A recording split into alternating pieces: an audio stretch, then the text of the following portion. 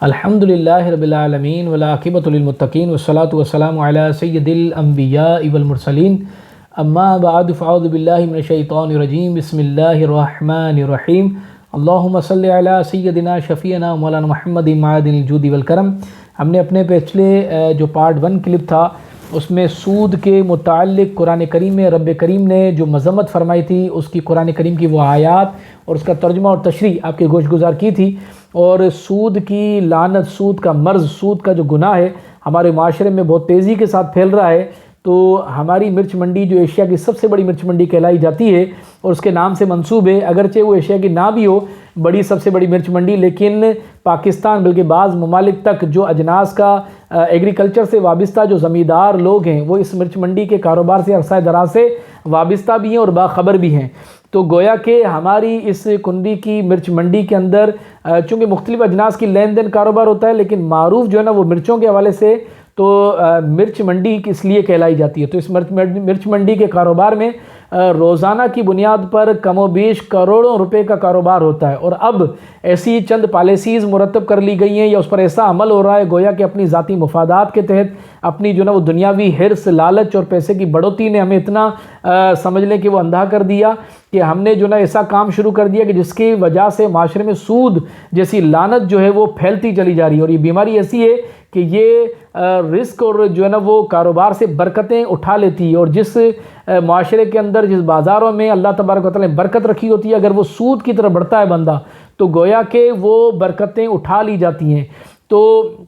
بعض اوقات ایسے تاجر حضرات بھی ہیں جو کہہ رہے ہوتے ہیں کہ ہمارا کاروبار الحمدللہ سودی کاروبار نہیں ہے، بلکہ ہم نے تو مفتیان اکرام سے جو نا معلومات دی ہے، یقیناً آپ کو کاروبار سودی کاروبار نہیں ہوگا، لیکن کیا ایسی کوئی پالیسیز یا ایسا کوئی عمل تو نہیں کر رہے کہ جس کی وجہ سے جو نا معاشرے کے اندر سود بڑھتا چلا جا رہا ہے؟ اور گویا کہ اگر آپ کے کسی پالیسی مرتب کرنے یا کسی ایسے فعل کی وجہ سے اگر سود کو تقویت بھی مل رہی ہو، اگرچہ آپ نہیں کر رہے ہوں، لیکن گویا کہ وہ سود کے معاملے کو بڑھانے میں معاون کے طور پر استعمال ہو رہا ہوگا۔ اور رب کریم نے ارشاد فرمایا وَتَعَاوَنُوا عَلَى الْبِرِّ وَالتَّقْوَىٰ وَلَا تَعَاوَنُوا عَلَى الْإِثْمِ وَالْعُدْوَانِ کہ نیکی اور پرہیزگاری کے معاملے میں ایک دوسرے کی مدد کرو اور گناہوں کے معاملے میں ایک دوسرے کی مذمت کرو، اس پر تعاون نہ کرو، مدد نہ کرو۔ تو ہمیں چاہیے کہ ایسا کام کریں کہ جس سے سود معاشرے سے بالکل جڑ سے ختم ہو جائے۔ ہماری چند ایسی پالیسیز ہیں کہ جس پر نظر ثانی کرنے کی بہت زیادہ ضرورت ہے۔ چند مثال کے طور پر اگر میرا کوئی پلاٹ ہے اور 10 لاکھ روپے میں نے اس کی قیمت رکھی ہے، معاشرے میں بعض ایسے خریدار ہوتے ہیں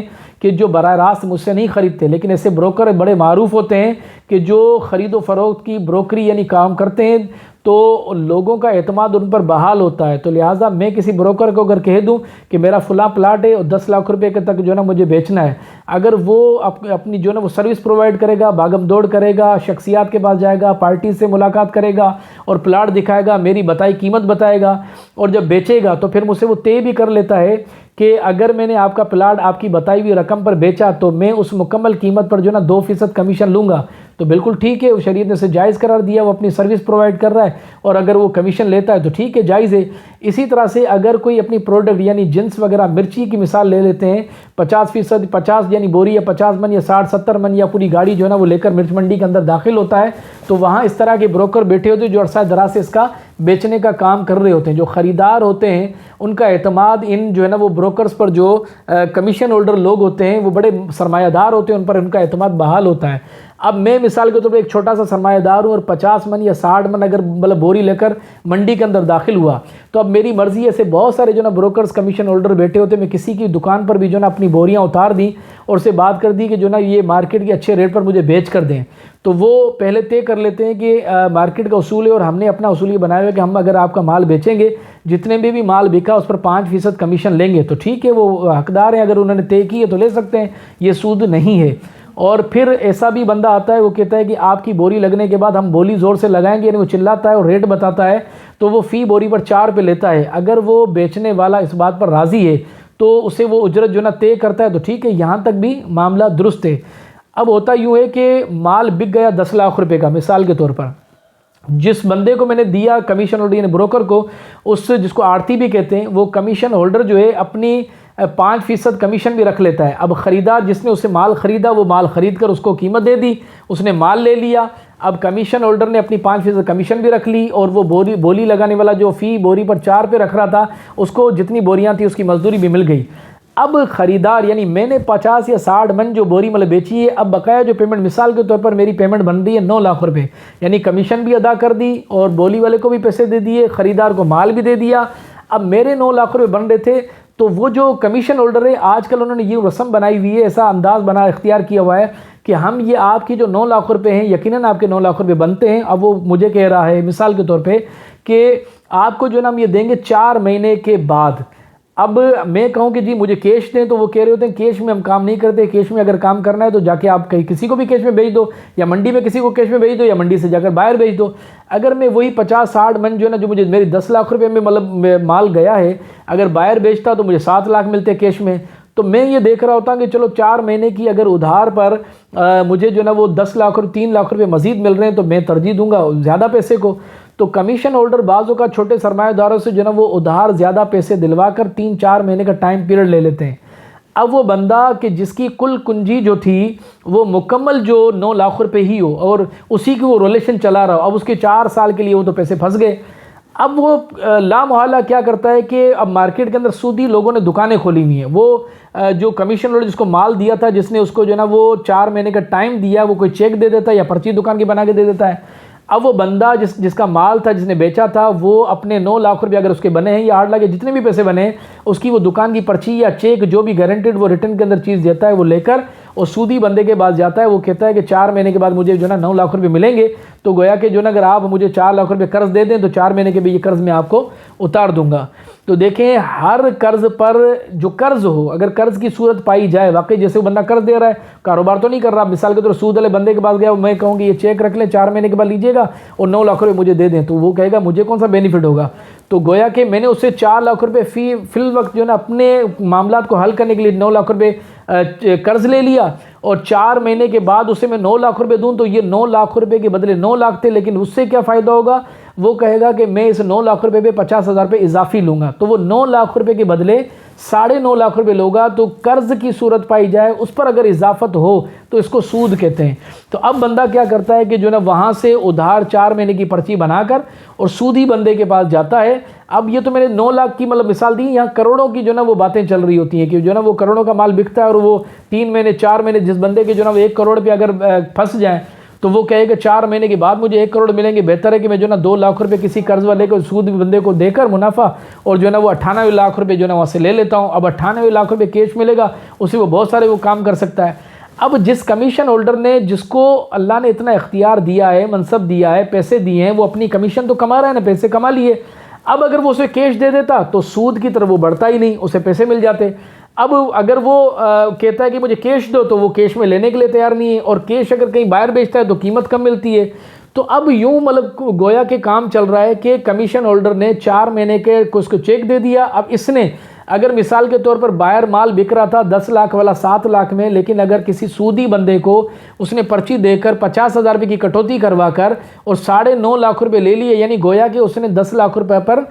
50,000 روپے دیے، اور اگر کٹوتی مطلب اس کو نقصان زیادہ سے زیادہ کتنا ہوگا 50,000 کا، تب بھی 9.5 لاکھ روپے اس کو فائدہ حاصل ہو رہا ہے۔ تو گویا کہ باہر 7 لاکھ روپے مل رہے تھے، یہاں 9.5 لاکھ روپے مل رہے ہیں، تو وہ حلال مال کو چھوڑ کر حرام کی سود کی طرف بڑھتا ہے، اور یوں سود تیزی سے پھیلتا جا رہا ہے۔ اور یہ ایسے منڈی کے جو نا وہ اصول مرتب کیے گئے ہیں کہ جس سے سود تیزی سے معاشرے میں پھیل رہا ہے، اور وہ جو پالیسیز بنانے والے تاجر حضرات ہوتے ہیں وہ ظاہری طور پر جو نا اپنے مفادات اور جو نا وہ منافع کو دیکھ رہے ہوتے ہیں کہ ہم تو جو نا بالکل ٹھیک ہے، ہم تو جو نا وہ جائز اور شریعت کے دائرے کے اندر کام کر رہے ہیں،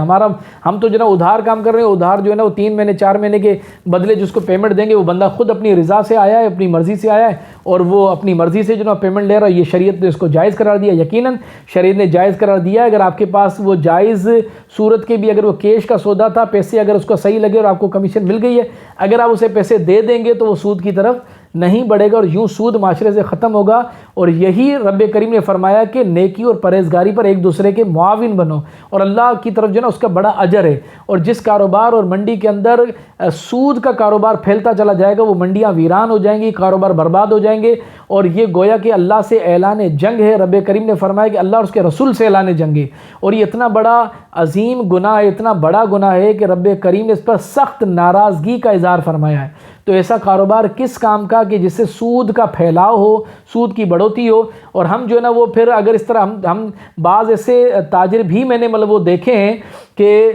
جو خود تو کہہ رہے ہیں کہ ہم مسلمان ہیں، سود کا کاروبار ہم نہیں کرتے، لیکن وہ دنیا سے چھپ کر وہ اللہ کو دھوکہ دے رہے ہیں، اپنے آپ کو دھوکہ رہے ہیں۔ کیا وہ اللہ سے چھپ سکتے ہیں؟ اس نے گویا کہ مارکیٹ میں خود اپنے سودی بندے جو نا وہ غیر مسلم بٹھا دیے کہ یہاں سے میں اس کو ادھار دوں گا اور وہاں سے دوبارہ میرے ہی بندے کے پاس جو ہے نا وہ سود کے معاملے میں آئے گا، وہاں سے 50,000 یہاں سے ہم کاٹ کے جو ہے نا وہ 4 مہینے کے بعد پیمنٹ دیں گے۔ یہ گویا کہ میری پیمنٹ میرے ہی پاس آ گئی اور جو ہے نا وہ 50,000 کی کٹوتی بھی ہو جائے گی۔ یہاں سے اس کے پیمنٹ جو ہے نا 3 مہینے 4 مہینے کے لیے روک دی، اور وہاں سے اگر وہ سود سے کیش کروائے گا تب بھی کٹوتی کروائے گا، وہ بھی بینیفٹ ہمیں آ جائے گا۔ تو ایسے بہت سارے جو نا وہ تجارت کے ہم نے ایسے اصول اپنا لیے جو شیطانی راستے ہیں، جو اللہ کو ناراض کرنے والے راستے ہیں۔ میں گزارش کروں گا جو بڑے بڑے تاجر حضرات ہیں جو اس مارکیٹ میں منڈی میں کام کرتے ہیں، خدا را ایسا کام نہ کریں کہ جس سے ہمارے معاشرے کے اندر جو نا وہ سود تیزی کے ساتھ جو یہ کروڑوں کے روپے کی جو نا وہ مالیت میں پھیل رہا ہے، تو اگر وہ برباد ہوئے تو کہیں خدا نہ خواستہ یہ بربادی کی آگ آپ کو نہ جلا دے، اس مارکیٹ کے کاروبار کو نہ جلا دے، اور جو ہے نا پچھتاوے کے علاوہ باقی آپ کے ہاتھ میں کچھ بھی نہ بچے گا۔ انشاءاللہ اگلی جو کلپ ہوگا اس کے اندر مختصراً آخری بتاؤں گا کہ سود کی تعریف کیا ہے، اور سود کے اگر کسی مفتی صاحب یا دارالافتاء کے پاس جائیں گے، میں دعوے سے کہتا ہوں کہ